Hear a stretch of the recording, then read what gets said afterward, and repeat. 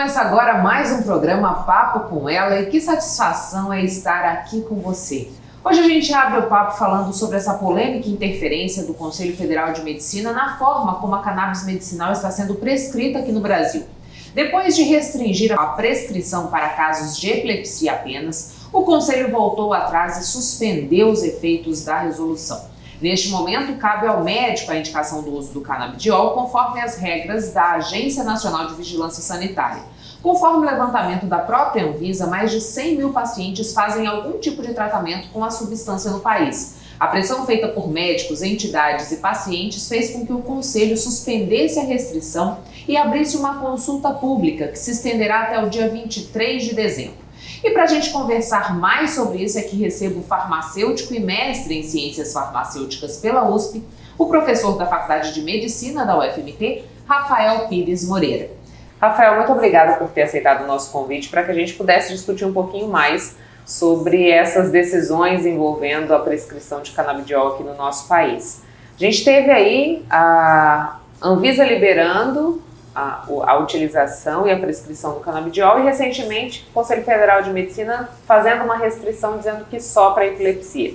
E agora recentemente voltaram atrás e deixaram que essa prescrição acontecesse de acordo com o entendimento médico.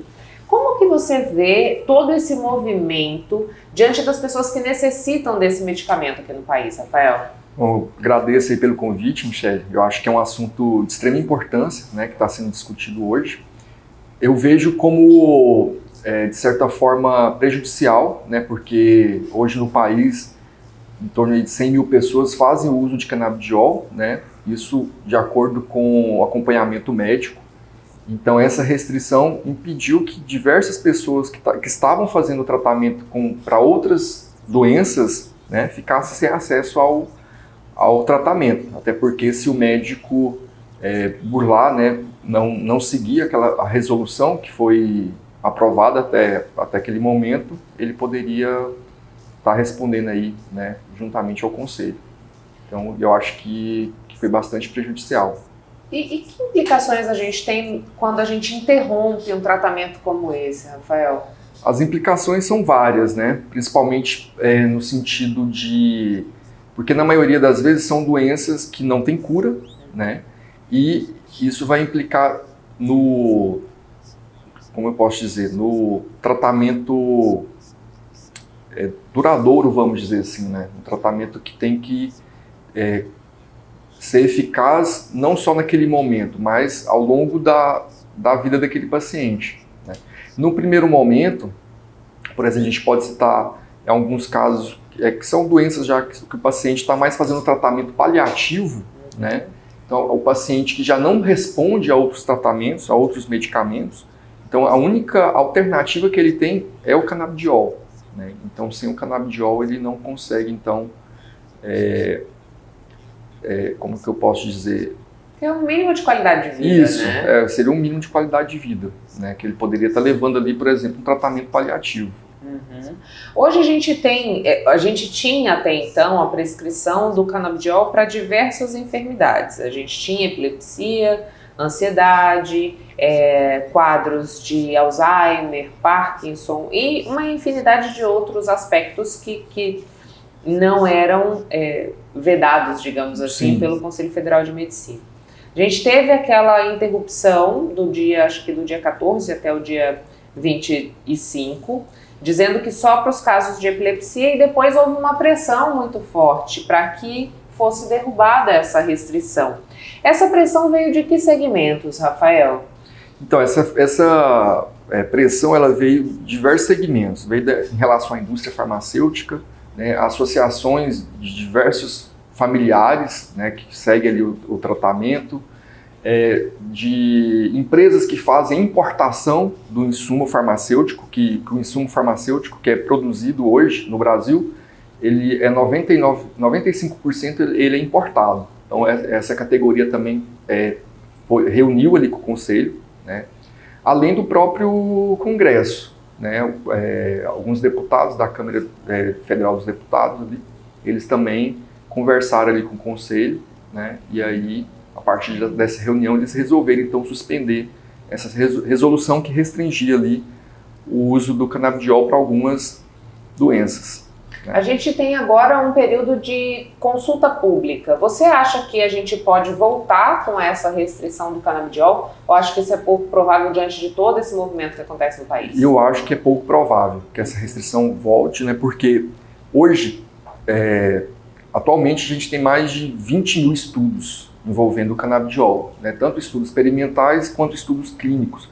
E esses estudos estão avançando, né, com o passar dos dias. Então eu acho que a chance de voltar a restrições, acho que são remotas, né, frente aos benefícios que a sociedade tem frente ao uso terapêutico, né, e racional do canabidiol. Então, você acredita que por trás dessa decisão do Conselho, Rafael, ainda tem um pouquinho do tabu da gente ter o canabidiol, que é originário lá de uma erva que também é usada como um entorpecente? Isso ainda pega um pouco para poder decidir dessa maneira? Eu acho que para os leigos, né, que estão fora da parte científica, eu acho que talvez sim, né? Mas, como eu comentei, existe isso para a decisão que foi tomada pelo Conselho, né? Diversas pesquisas envolvendo e diversos estudos clínicos, inclusive o Brasil, ele é um dos que mais produzem pesquisa relacionada ao canabidiol, né? Então, dentro da comunidade científica, isso não está mais presente, mas quem está ali por fora, né, que tem esse outro tipo de entendimento, sim, né, tem um certo ainda preconceito em relação ao uso da planta, né, da cannabis sativa, né, no caso ali do fitofármaco, que é o canabidiol. Uhum.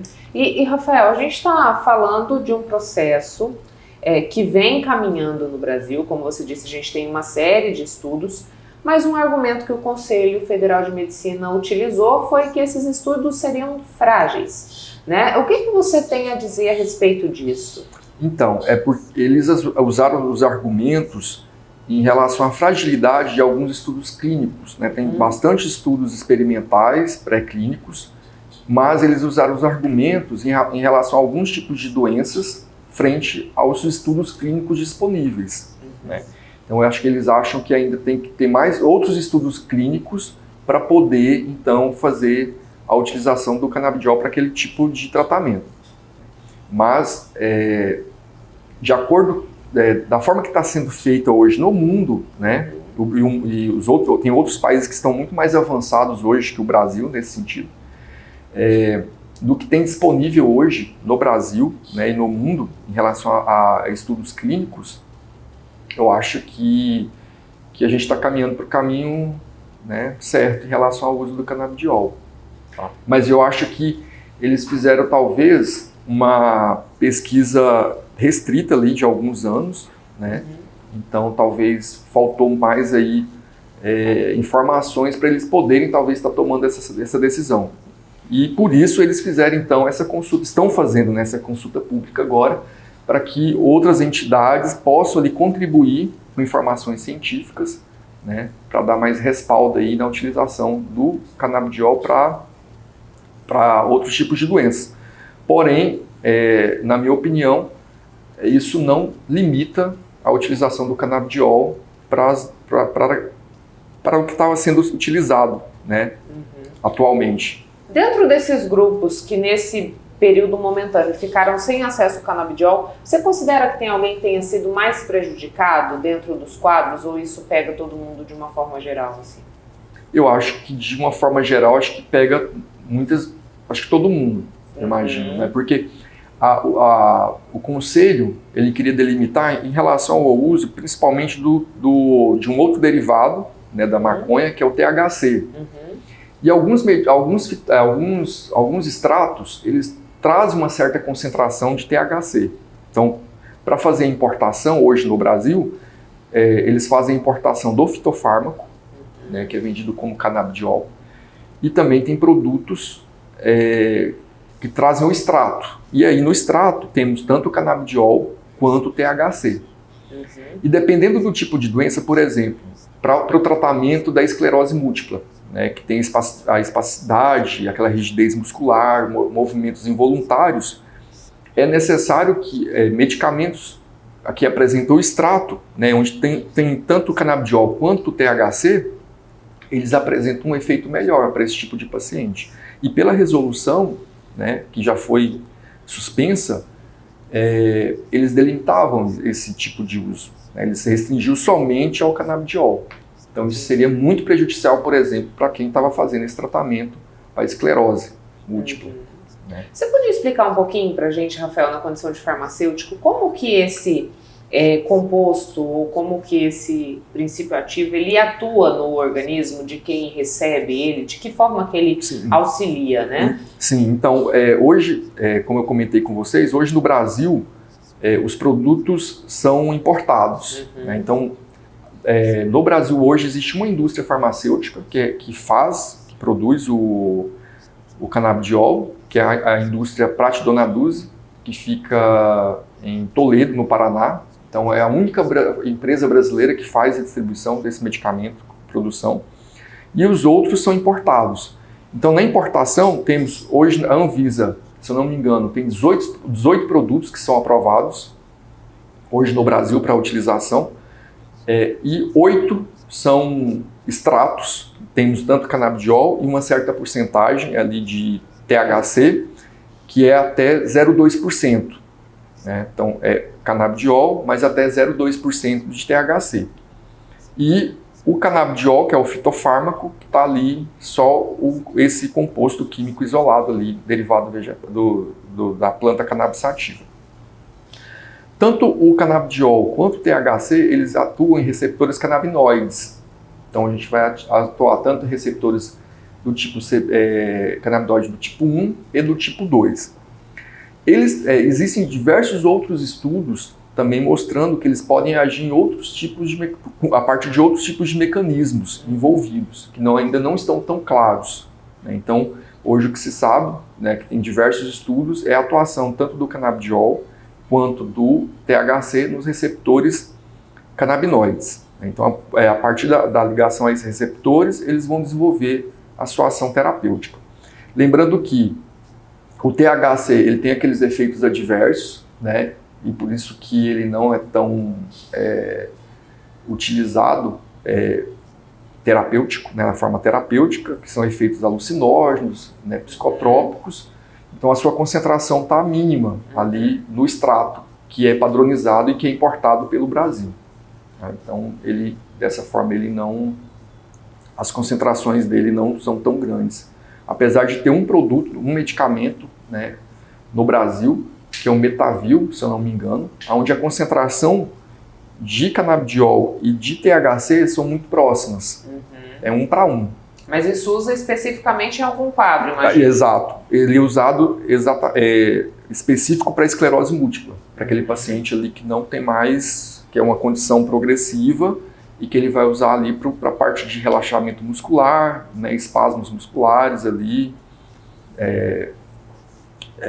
a parte involuntária, né?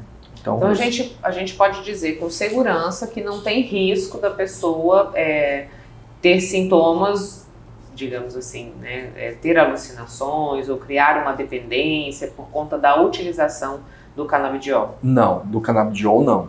Né? Agora, em relação ao Metavil, que tem uma concentração mais alta de THC, isso no tratamento da esclerose múltipla, alguns pacientes eles relatam, né, uma certa resistência e o desenvolvimento de alguns sintomas efeitos adversos que ele não suporta.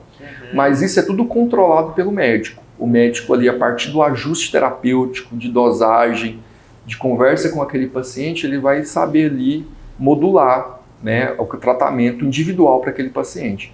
Muitas vezes, quando ele observa que aquele paciente não está respondendo muito bem aquele extrato que tem uma concentração maior de THC, ele passa para um fitofármaco que tem só o canabidiol. Então ele vai dosando ali, vai trabalhando até acertar com aquele paciente. Né? Então, na maioria das vezes, né, que a gente não tem o THC, que tem só o fitofármaco canabidiol, ele não vai desenvolver aqueles sintomas que, no caso, o THC seria o responsável, né? Porque a gente não tem o THC ali no produto, né, que foi disponibilizado. Então, só reforçando, Rafael, para quem está assistindo a gente, que tudo acontece com acompanhamento médico, né? Correto. Ninguém está usando de forma discriminada o canabidiol, enfim. Exatamente. Então, o tratamento ele é feito pelo acompanhamento médico, né? Hoje já é disponível no Brasil nas drogarias, então é disponível a venda hoje do canabidiol, né? E a sua dispensação ela tem que ser feita por um farmacêutico, né? Então primeiro a gente tem o acompanhamento médico, né? Só o médico pode prescrever o canabidiol e a dispensação é feita pelo farmacêutico. Tem um receituário especial, controlado, para que ocorra essa dispensação, né, desse canabidiol. Então é um cenário muito bem controlado, né, tanto por parte do farmacêutico e também pelo médico que está ali acompanhando aquele paciente, que vai saber ali exatamente a dose que ele vai utilizar para o tratamento específico daquele paciente. Lembrando que o canabidiol, o fitofármaco, ele não é um medicamento, ele é um produto de cannabis, né? E por isso a gente não tem uma bula, a gente tem um folheto, e nesse folheto não tem indicação terapêutica. Então isso parte do médico. Isso pela RDC 327/2019 da Anvisa, ela deixou isso aberto para o médico. Então o médico, ele que vai decidir se ele vai fazer a utilização daquele recurso terapêutico, que é o canabidiol, ou não. E de forma muito bem coordenada, né? Muito bem trabalhada frente àquela questão individual do paciente. Rafael, muito obrigada pelos esclarecimentos aqui no Papo com Ela.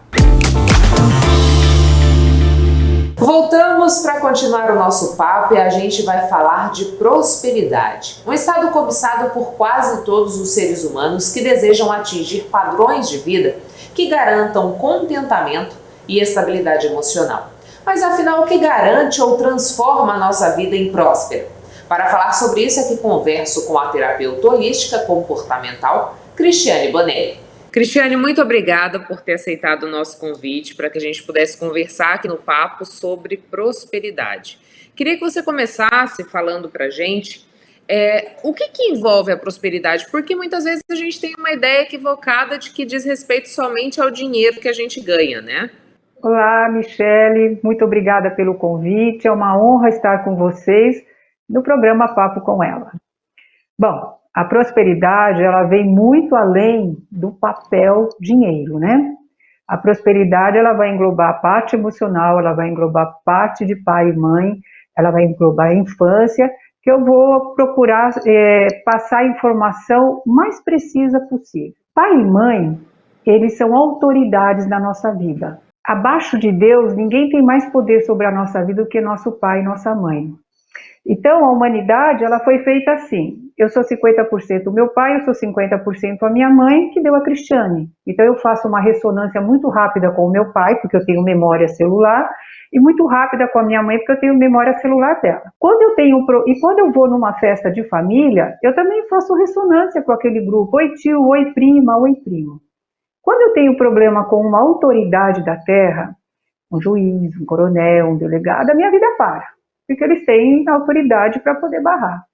Quando eu tenho problemas com autoridades espirituais, a minha vida também para. Nós vamos chegar na prosperidade. Então, vamos supor que eu tenha problemas com a minha mãe. Ô, mulher chata.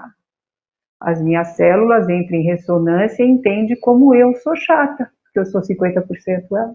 Eu quero sumir, não quero fazer parte do meu pai e da minha mãe. As minhas células entram em ressonância e entendem que não quero fazer parte da minha história. Passa dia, mês e ano, eu entro num nível de estresse e de culpa, porque eu estou em guerra comigo e em guerra com uma autoridade. Então, dentro dessas emoções de escassez do quê? Escassez de amor, escassez de abundância, escassez de prosperidade, eu não vou materializar isso aqui fora. Aí fala assim, nossa, mas tem tanta gente que nem olha para o pai e para a mãe e tem uma mudança do papel. Por algum motivo, essas pessoas conseguiram virar a chavinha, mas isso não quer dizer que a abundância da prosperidade do papel traga alegria interior e os resgates que ela tem que fazer. Então, quando eu começo a gerar muita culpa, raiva por pai e mãe, gera culpa, gente, não tem como, porque foi Deus que colocou eles na nossa vida como pai e mãe. E se eu estou contra isso, claro, gente, cada um tem sua história, pais muito agressivo, não é isso que eu estou falando, eu estou falando o que está saindo daqui. Eu vou gerando culpa, e a culpa, ela vai começar a querer fazer um resgate. De que forma? Eu preciso cortar prazeres da minha vida para eu poder equilibrar minha balança, porque a culpa, ela está me sufocando. Então eu desejo ter dinheiro, eu desejo viajar, eu desejo uma série de coisas, mas se eu não fizer, é como se fosse um autoflagelo, e aí eu consigo igualar a minha balança de culpa com a falta da minha prosperidade. Então, qual que é o caminho? Qual que é o caminho das pedras? Eu preciso resgatar esse contato com os meus pais. Porque amor não é sentimento, amor é decisão. E Cris, isso que eu ia perguntar para você, né? De que forma eu faço esse resgate? Porque a gente tem situações em que pais são abusadores, por exemplo. A gente tem situações de abandono que muitas vezes eu não conheço quem é esse pai ou essa mãe, né? Então tem várias situações que de alguma maneira me colocam distante desses genitores. De que maneira essa pessoa pode encontrar esse equilíbrio, pode encontrar essa harmonia em busca da prosperidade? Bom, como eu falei um pouquinho agora, amor, ele não é emoção. Amor sempre foi decisão. Então, quando eu coloco o amor como emoção, eu não consigo chegar nem 2 passos para frente. Eu decidir amar meus pais, e amar não é que eu preciso dar beijinho, eu preciso ir lá ficar fazendo carinho, nada disso. Eu vou respeitar a condição que Deus colocou aquelas 2 pessoas como os meus pais. Então, é difícil, eu vou na casa deles, tem brigas, eles me acusam, eles fazem isso e aquilo. Eu estou lá já olhando aquilo como Deus colocou essa situação na minha vida. Eu vou simplesmente respeitar. E o respeito, ele faz parte do amor. Então, quando eu começo a fazer isso, as minhas células começam a me respeitar e começo a ter amor, eu começo a ter autoestima. E aí a minha vida, ela começa a fluir. Tudo que eu coloco a mão, flui. Quando eu consigo fazer esse resgate. Quem tem problema sério com pai e mãe precisa fazer esse resgate. E quando a pessoa não teve o pai e a mãe, que houve um abandono, mesmo assim, internamente, ela precisa colocar o pai e a mãe na frente dela e ir fazendo esse resgate, perdoando, eu te amo, eu amo no sentido de decisão, porque foi assim que Deus colocou na minha vida. E Cris, a gente está falando de um caminho que exige novos conhecimentos para que a gente possa caminhar por ele, né? Qual que é a ligação de conhecimento com prosperidade? A gente falava um pouquinho disso antes de começar a entrevista, eu queria que você pudesse pontuar para quem está nos assistindo. Sofrimento não traz crescimento.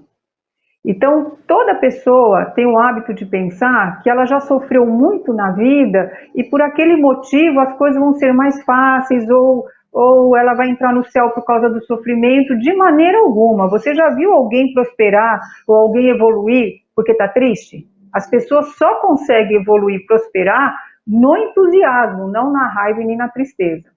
Então, por que o conhecimento, ele tira a pessoa do sofrimento? Isso que eu estou acabando, isso que você está fazendo, de trazer informações, da pessoa falar, não vem ela falar que eu vou ter que fazer gracinha para o meu pai e para minha mãe. Mas é um fato, é uma lei. Então, não adianta a gente fugir disso. Quanto mais cedo você fizer ter uma conversa com você mesmo, e fazer o que tem que ser feito, mais rápido você vai sair do sofrimento. Porque quanto mais ódio você sentir pelo pai, pela mãe, mais ódio, cada vez mais ódio você está distanciando cada vez mais do seu objetivo principal. Então, esse é o motivo do conhecimento trazer crescimento. Se pegar essa pequena ferramenta que eu estou passando aqui, assim, claro, mais superficial, mas se entender e pegar essa ferramenta e colocar em ação, o conhecimento vai tirar você do sofrimento. Não é nada passe de mágica, varinha, mágica, plim, plim, plim. É um processo, porque tudo que aconteceu com você foi um processo. Tudo que aconteceu comigo foi construção, né? O mal é uma construção. Então, para eu partir para um outro caminho, também é uma construção. Porque eu vou ter também que fazer a minha reforma íntima e tirando todo esse ódio, toda essa raiva, para ir limpando para a minha vida aparecer e prosperar. Michele, sabe uma coisa que eu acho muito engraçado? Eu já trabalho há 25 anos, né, com terapia. E às vezes a pessoa ela não teve uma família estruturada lá atrás. Sempre o sistema ele traz a segunda chance para a gente viver novamente num formato diferente. Hoje a pessoa tem um casamento bom, tem filhos, está tudo em ordem. Só que ela não cuida do sistema que é dela, porque aquele sistema lá atrás era do pai e da mãe, não era deles. Agora esse é o meu, depois que casa é o meu sistema. A pessoa tem tudo que ela pediu a Deus, uma família estruturada, mas ela não consegue viver porque ela está olhando para trás do que o pai e a mãe não fizeram. Então, o passado ele tem uma força sobre a nossa vida como ensinamento. E aí fracassando nesse meu sistema. Pior ainda, porque quem vai responder para o universo que foi feito meu pai e minha mãe, para a família deles, são eles, não sou eu, que meus pais fizeram. Agora, o que eu estou fazendo com a minha família, quem vai responder a Deus sou eu. Então, se eu não cuidar, eu sempre falo que a prosperidade começa no lar. Se eu não cuidar do meu núcleo, eu não tenho como avançar. Eu posso até avançar no papel, mas não avanço na outra área. E me diz uma coisa, Cris, a gente está falando do núcleo família e a relação que ele tem com a prosperidade. Mas a gente tem um outro núcleo que anda muito próximo dessa questão também, que é o núcleo da escola, né, que acaba sendo um apêndice da família nesse processo. Como que a escola está relacionada nessa caminhada, né? Gente, se nós tivéssemos a noção da inteligência quântica, porque tudo é perfeito, tudo tem um sistema, tudo tem uma ordem. A escola, ela é o nosso primeiro trabalho, e as notas, o nosso primeiro salário. Então, quando uma criança ela foi muito mal na escola, ela não conseguiu entender, ela faltou, ela reprovou, ela ia para a escola, ela chorava muito, aquilo era uma tortura, isso vai reverberar no dia de hoje com a falta da prosperidade, porque eu não consegui administrar lá atrás. Tem um dos trabalhos que eu faço, né, que são as limpezas de traumas, que eu vou focar exatamente na limpeza das dores que a pessoa sentia naquela época da escola, porque não tem coisa pior do que você chegar no ambiente e não se adaptar, não entender o que a professora fala, não ter os amigos, enfim. Então, resgatando a escola, limpando essa emoção, essa carga emocional, aqui na frente começa a abrir. Então, são duas áreas, né? O pai, a mãe e a escola. Quem tem os dois tem um peso maior ainda. Mas esse é o caminho, é irreconciliação, que amor é decisão, não é emoção, e quem puder fazer a limpeza da escola, o trauma da escola. O porquê que eu não ia, se eu sentia abandono, bullying, algo fazia eu chegar lá e ter medo ou não gostar, ou não entender. Chega aqui na frente, a pessoa até faz dinheiro, porque o dinheiro é um papel, mas ela não constrói. Ao invés daquilo ser um conforto, ele vira uma tortura, porque a pessoa trabalha, vira 6 por meia dúzia. Então, entendi. A escola é o nosso primeiro trabalho e as notas o nosso primeiro salário. Se eu não administrei bem lá atrás, aqui na frente eu vou ter problema com a prosperidade. E Cris, a gente está falando sobre a questão da família, do pai e da mãe, a questão da escola. A gente tem situações também que as pessoas até conseguem ganhar dinheiro, elas conquistam um certo sucesso, mas esse sucesso e esse dinheiro que chega, ele não se mantém. Então é sempre uma montanha russa, né? No momento tem bastante dinheiro, de repente esse dinheiro vai todo e eu sinto uma dificuldade. Isso também tem relação com essa visão que eu tenho dos meus pais e da escola? Sim, e não é nem às vezes pode ser uma visão consciente ou não, né? Porque quem manda na nossa vida não é o nosso consciente, é o nosso inconsciente. Por quê? Se fosse o consciente, uma pessoa, ela quer sair do aluguel, ela quer comprar casa própria, mas ela vive no aluguel. Quem que está no comando? Se eu quero a casa própria e eu vivo no aluguel, tem alguém no comando aí que não é o meu consciente, certo? Que é o meu inconsciente. Então, quando a pessoa ela começa, porque quando a gente esforça, a coisa anda. Mas quando eu solto o carro para ele andar sozinho, que seria o fluxo da vida, nesse fluxo da vida eu mesmo volto, porque eu tenho resgate a fazer. Então, a minha mente, o meu inconsciente, ele me traz de volta por conta das minhas culpas e das minhas emoções. Por isso que eu falo, quando precisa limpar esses traumas, que a carga emocional, porque tudo aquilo que eu já vivi, Michele, não é apagado, tudo tem que ficar, mas a carga emocional, sim. Então, por exemplo, eu estou segurando uma caneta, né? Existe alguma emoção eu falar eu estou segurando uma caneta? Não, porque é informação. Então, quando pega aquele trauma com o pai, com a mãe, trabalha, limpa, vai ficar uma informação. A pessoa pode amanhã falar 1000 vezes daquele trauma que ela não sente mais nada, virou informação, porque eu vivi e está registrado lá. Então, vira montanha-russa, vira o looping, porque é o sofrimento, vira o looping. E Cris, para a gente fechar, então, né, diante de toda essa explicação que você deu para a gente, de onde pode estar a origem dessa dificuldade de prosperidade, o que pode ser considerado uma pessoa próspera, Cris? A prosperidade, ela tem que vir de várias áreas da nossa vida, porque a nossa vida é um leque, né? Eu tenho a área da saúde, eu tenho a área do casamento, a área dos filhos, profissional, eu tenho a área das finanças, do meu lazer.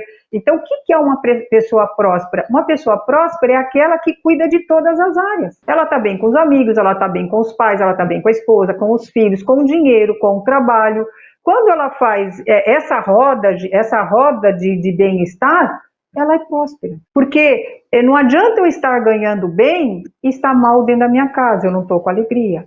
Não adianta eu ter cinco áreas da minha vida estando no vermelho e 2 no azul. Eu vou entrar em depressão, porque esses 2 azul aqui não conseguem segurar. Então, eu tenho que trabalhar o quê? Todas as áreas da minha vida. Puxa, eu estou sem caminhar, a minha saúde não está legal, eu preciso cuidar. Nossa, eu estou com um desentendimento muito forte com meu marido, eu preciso dar uma atenção.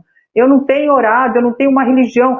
Todas as áreas da vida, ela precisa de atenção, e eu falo estar no azul. O que é azul? De 0 a 10 está no mínimo 5. Para quê? Para eu poder sentir paz. A paz é isso. Eu estar bem em todas as áreas da minha vida. Cris, isso é possível? Sim, é possível. Mas eu estou bem em todas as áreas da minha vida e eu não estou bem, eu não estou legal. Aí precisa limpar aquelas caixinhas que eu te falei. Não é viver de passado, não. De Deus me livre. Sou super contra. Limpar algumas coisas para poder soltar e pegar o aqui e agora e fazer o trajeto, um novo caminho. Que eu só posso mudar a minha história hoje. Ontem nem amanhã. Não tenho acesso. Só hoje. Hoje eu posso fazer qualquer coisa da minha história. E o hoje acaba definindo o amanhã também, né, Cris? O amanhã não existe. O futuro, ele é um buraco negro. Sabia disso? Sempre que a gente coloca a nossa solução no futuro, significa que eu estou negando a minha vida hoje. Se eu nego minha vida hoje, lá na frente eu vou negar também. Então, amanhã vai melhorar. Amanhã eu vou conseguir o dinheiro. Amanhã eu vou conseguir... Se eu estou pondo a solução no futuro, significa que eu não estou aprovando a minha vida hoje. Aí eu só existo no hoje. Dá para fazer rapidinho só uma perguntinha? Você consegue orar a Deus? Você consegue falar com Deus? Em que tempo? No passado ou no futuro? É só no agora que Deus... Só. Então, se Deus só me ouve no agora, significa o quê? Que é só agora que eu posso fazer qualquer coisa. E também aí vem um conhecimento que eu falo que tira do sofrimento. Gente, aprender é muito bom, porque quando eu consigo colocar minha mente só no aqui e agora, eu consigo ter contato com essa essência e a solução começa a vir. Eu começo a enxergar, porque eu tiro a minha mente do passado e do futuro. Parece superficial isso, mas é muito profundo, gente, é muito profundo. Cris, muito obrigada pelos esclarecimentos aqui no papo. Infelizmente o nosso tempo acabou, mas eu agradeço imensamente a sua disposição, viu? Quem agradece sou eu e espero que a informação tenha alinhado a vida de muitas pessoas. Muito obrigada. E tem gente que já nasce com a veia empreendedora. E hoje a gente traz um exemplo disso. Com apenas 13 anos, Júlia já tem o seu próprio empreendimento. Ela faz unhas de fibra, atende seus clientes em casa e tem todo o apoio dos pais. Que tipo de negócio uma adolescente de 13 anos pode iniciar com pouco dinheiro? Júlia Matos pode ajudar você a responder a pergunta.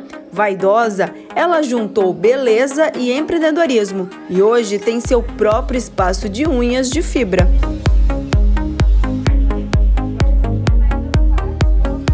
Tudo começou quando a adolescente decidiu que iria fazer suas próprias unhas de fibra. Comprou os materiais e aprendeu o básico na internet. Sempre gostei de pintar unha, sempre gostei de fazer maquiagem, mexer no cabelo. E daí o tempo passou, eu maiorzinha já comecei a colocar unha de fibra, ia nos estúdios e colocava unha de fibra. E daí eu tirei, né? Falei que eu já coloquei, passei alguns meses com fibra, removi. E daí eu pensei, por que não eu fazer em mim? Aí surgiu esse pensamento, foi quando eu vi o vídeo no YouTube. Comecei a assistir vídeos no YouTube, depois de um tempo eu comprei os primeiros materiais e comecei a treinar em mim. Fui vendo que aquilo estava dando resultado, que a galera estava gostando, que estava dando dinheiro, eu pensei, por que não, né? Aí foi aí que eu comecei a fazer curso, que eu comecei a me dedicar mais. O trabalho foi aperfeiçoando cada vez mais e Júlia decidiu que estava na hora de abrir seu próprio estúdio de unhas. O quarto dela se transformou no primeiro passo rumo ao grande sonho. A garota trabalha em casa só na parte da tarde. Pela manhã, ela estuda. É uma correria, mas é uma coisa que eu gosto de fazer, entende? Eu acordo, estudo, vou pra minha escola, volto, começo meus atendimentos 2 horas da tarde, dependendo até 1h30 eu começo, atendo durante a tarde e daí no final da tarde eu tiro o tempo pra organizar, né, limpar as coisas e daí eu vou focar nos meus estudos, né? Estudo, faço meus deveres, tudo que precisa ser feito, vou dormir e no outro dia se repete a mesma coisa. As clientes são atendidas sobre os olhares atentos da mamãe Samanta. É ela quem cuida da agenda de horários da filha. O meu auxílio com a Júlia é em questão de manutenção de clientes, agenda, reposição de produto e principalmente questão do financeiro, né? Porque se deixar, o dinheiro que pega estoura. Então a gente faz aquele controle, eu passo para ela aquilo que é viável para a idade dela, até porque ela não tem gasto, né? De se manter. E o restante a gente aplica, né? Para futuramente ela ter alguma coisa. Daiane não sabia que sua Nai Designer tinha apenas 13 anos. O trabalho prático e o atendimento geral surpreenderam a moça. Primeira vez que eu estive no espaço dela, eu não acreditei que ela tinha 13 anos. Até pela forma física, quanto rosto, quanto pela pessoa. Porque ela é uma pessoa muito madura. Então acaba que você não imagina que ela tem 13 anos. Júlia pensa em cursar uma faculdade na área da beleza, mas quer fazer carreira com as unhas de fibra. A adolescente tem muitos planos para sua empresa e dá a dica para você que precisa desse empurrãozinho. Se você quer, só vai. É isso que eu tenho a dizer, se você quer, vai. Não fica com medo de dar errado, porque tem probabilidade, mas não fica com medo, não tenha medo.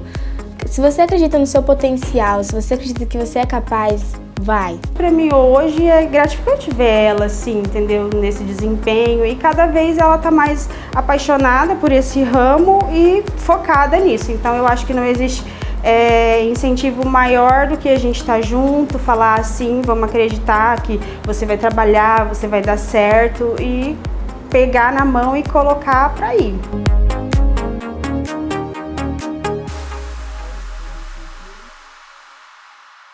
A Júlia é o exemplo de que se a gente sonha e tem apoio, tudo é possível.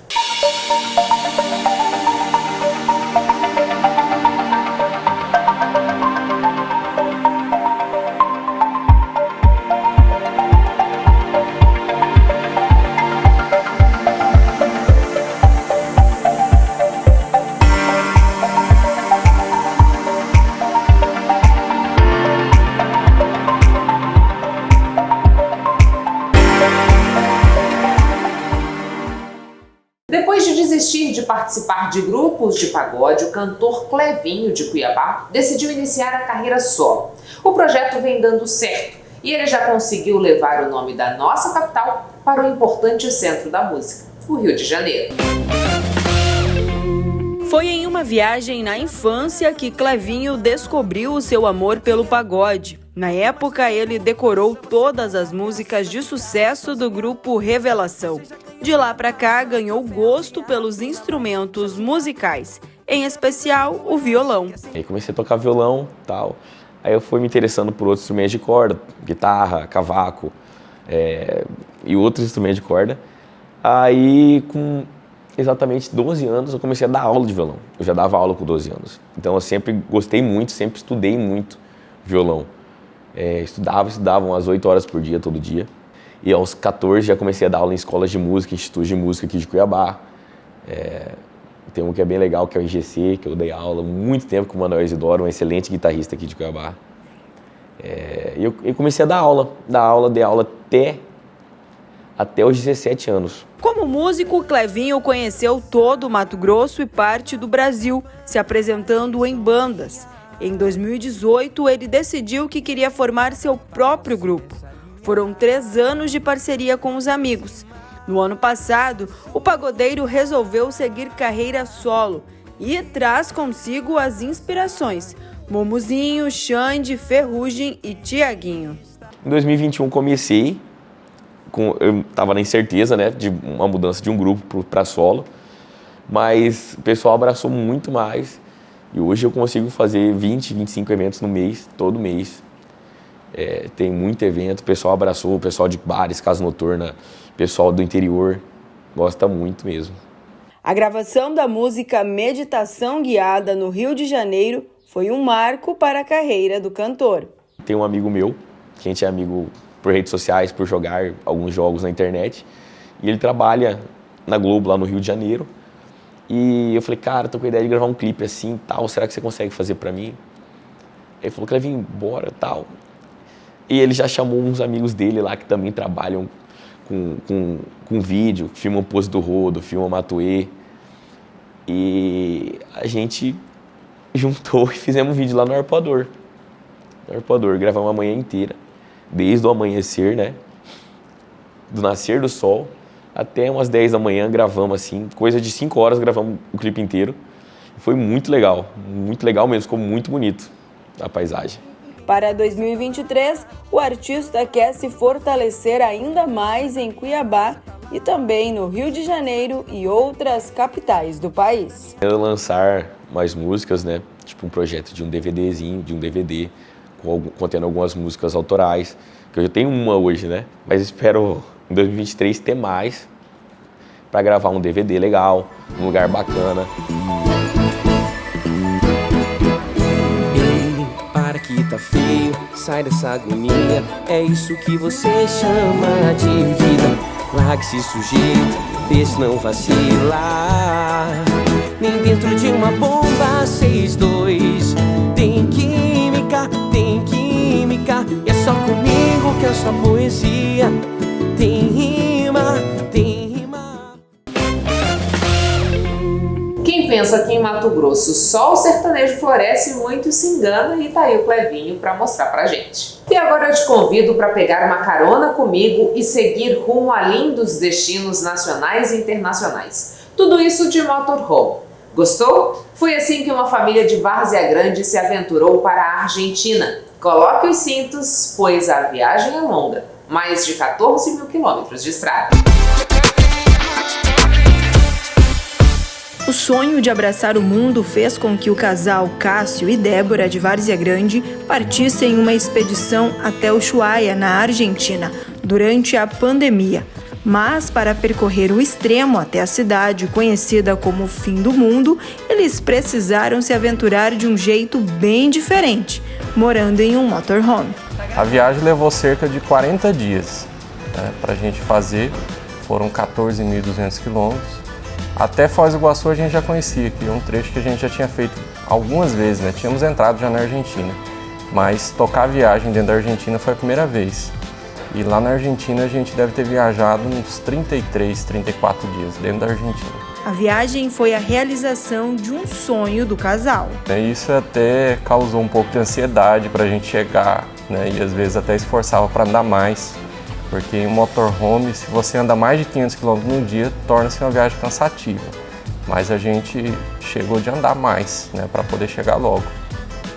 Faria de novo a viagem? Faria de novo, com certeza. É uma sensação igual quem casou e entrou para sua casa nova ou adquiriu seu apartamento novo. Você começa a comprar as coisinhas, porque você vai receber o apartamento e a parede, aí você tem que mobiliar. O motorhome é uma casa, gente, a sensação é a mesma.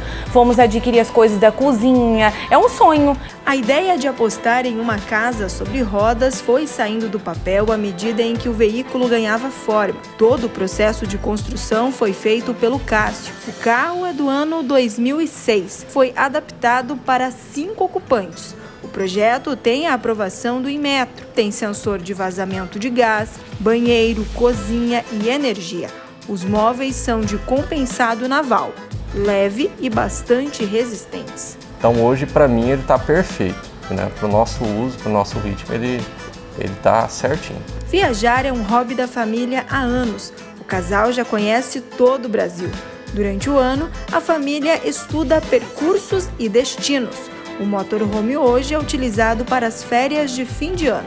A ideia agora é percorrer todo o Mato Grosso e, após, conhecer o norte da Argentina. A gente conheceu só o sul, né? Nós chegamos até Bariloche, e aí Bariloche nós descemos ali a cordilheira até chegar no Ushuaia. Hoje eu iria para o norte da Argentina, conhecer Mendoza, conhecer a parte do Chile também, parte costeira do Chile, Santiago. Eu iria para lá. E com o motorhome facilita por quê?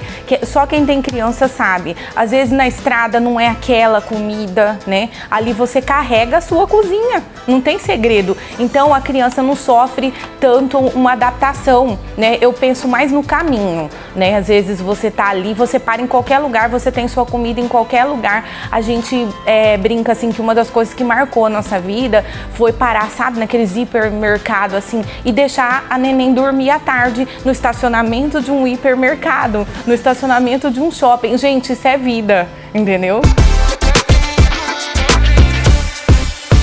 Tudo que é bom dura pouco e o papo tá chegando ao fim. Mas antes de ir embora, eu queria agradecer a você que ficou comigo até agora. Meu muito obrigada. Saiba que você pode ajudar a gente a fazer o papo, sugerindo entrevistas e até mesmo reportagens para os nossos quadros. Basta mandar uma mensagem para o nosso WhatsApp, o 65 99992 1038. Se ainda não segue o papo no Instagram, corre lá e passe a seguir, ficando por dentro de tudo o que vai rolar aqui no programa. Tenha uma excelente semana. No domingo a gente está de volta aqui às 6 da tarde e eu espero você. Um beijo e até lá!